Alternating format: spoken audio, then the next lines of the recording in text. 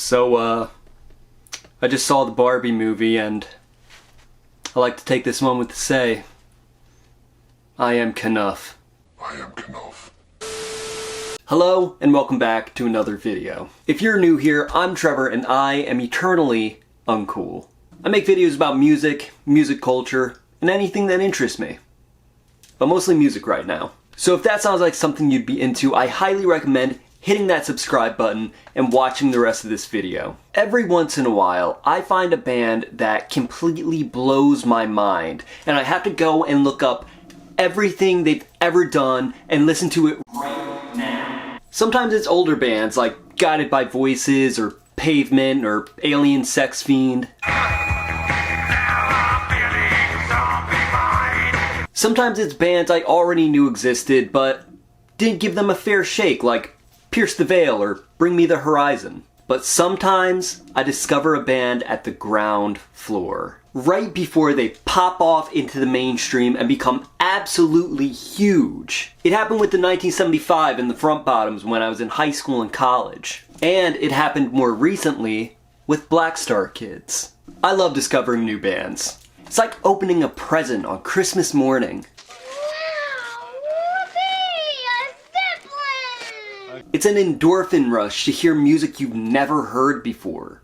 As an adult, it gets harder and harder to get into newer music because we're so attached to the music of our youth. So when I do get into a newer band, they gotta be special. And Blackstarkids definitely have that something special. Trevor, who are Blackstarkids? Why are you talking about a band nobody's heard of? The goal of this channel was to talk about bands and make videos that other music channels on YouTube aren't really talking about or making. To expose people to bands and artists that I think deserve a lot more attention. If I can turn just one person on to a new band, then I think I've done my job. And today I want to focus on one group that I really like. Today we're going to look at Blackstarkids. Their formation, their history, what makes them special, and why you should care. So, grab a beverage, a snack, get comfy, and let's get into the video.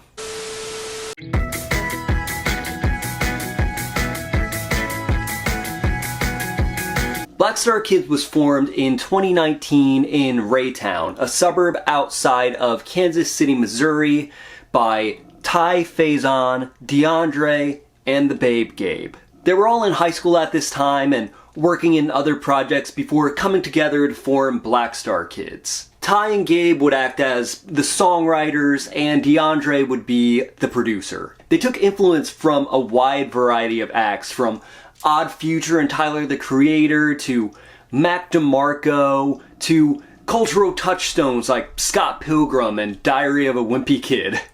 Don't call me. Don't come by my house. What doing?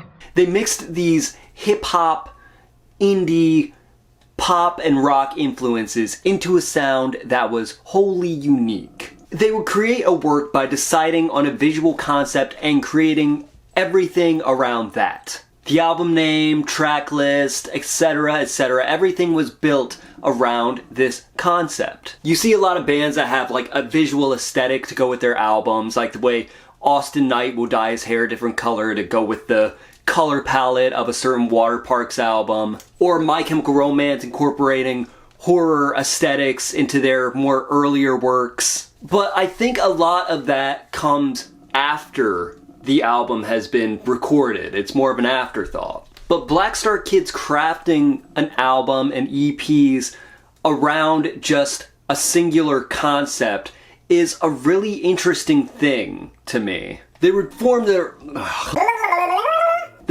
own label called Bedroom Studios, and they would use it to release their first two mixtapes, Let's Play Sports in 2019, and the follow-up in 2020 called Surf. These two releases would catch the attention of Matty Healy. Yes, that Matty Healy. And I'm still young and relevant.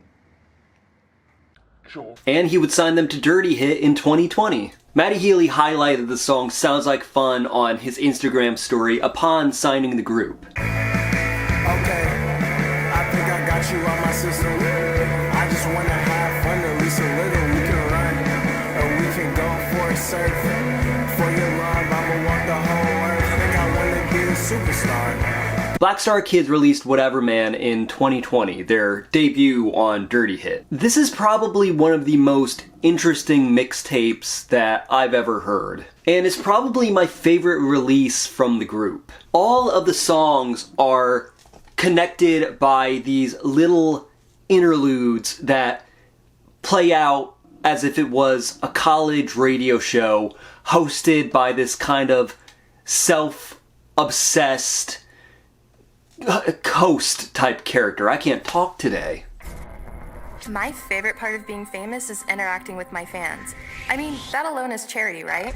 So I'm accepting a few callers to talk about some of their favorite Totally Claire moments. Yeah, is this Claire? Yes. Show fucking sucks. That's a really cool idea. It makes it kind of like a concept album. It's a bold strategy, Cotton. Let's see if it pays off for them. But I think it paid off because they would get features from label mate Biba Doobie. This is B, and I dedicate this song to my brother Elijah. This is Maddie, and I dedicate this to Twigs, because she always has my back. And they would get praise from Agent Cody Banks himself, Frankie Muniz, for their song of the same name.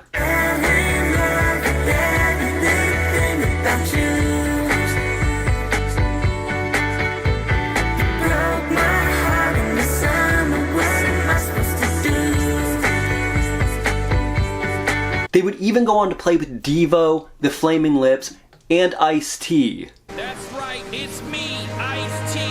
And they would be the opening act for the 1975's huge tour At Their Very Best. They have two other releases on Dirty Hit as of the writing of this script, Puppies Forever and Cyber Kiss, and it seems like they're climbing the ladder to be a pretty huge band.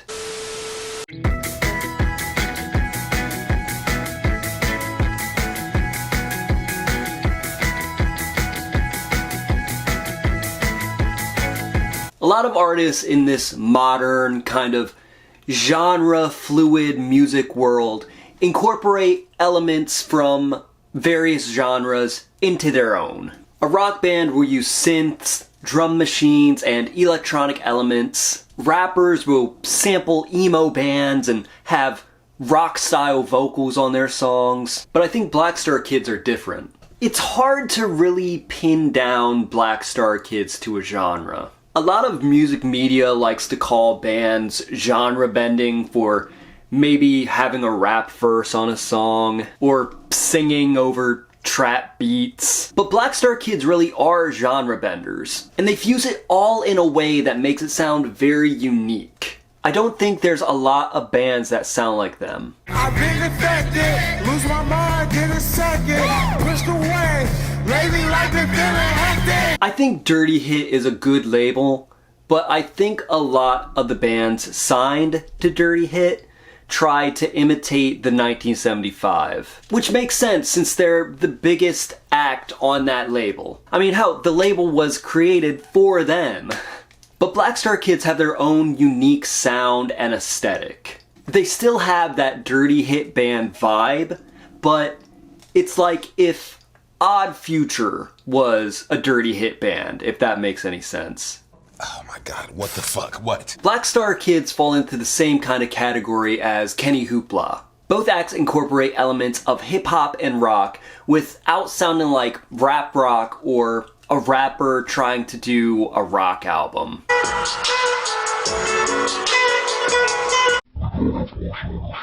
They're both unique in ways that you don't see very often these days. They don't feel manufactured like a lot of young indie artists feel these days. They feel genuine in their influences. It doesn't feel like they're making this style of music because it's popular. It really feels like this is them. I think Blackstarkids have a unique enough sound to really be something special. Not just another flash in the pan or overnight success that gets forgotten in 2 months. And granted, that success could take a while. They're probably gonna have to work and tour for a few more years before releasing that breakthrough album. Hell, it took the 1975 3 albums to really make waves. I think Blackstarkids could follow in their path.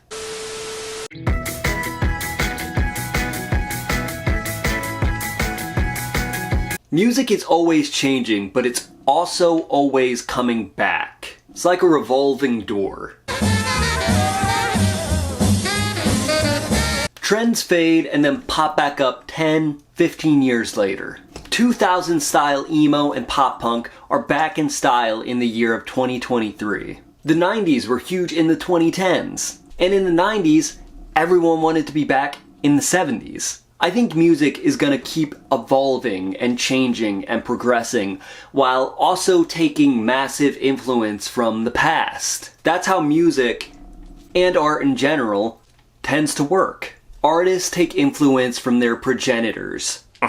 Did you say genitals, dude? But instead of just copying and pasting the same kind of formula over and over again, artists today are incorporating influences from every decade. You have artists taking influence from acts as varied as the Beatles to Eminem to My Chemical Romance to Carole King. We're in one of the best and most creative eras of music. And I think Blackstarkids are a prime example of that. The future of music is genreless. A lot of artists today don't confine themselves to just one style of music. You have rappers like Post Malone doing trappy R&B while also releasing kind of folksy pop songs. You have bands like Bring Me the Horizon jumping from different styles of rock.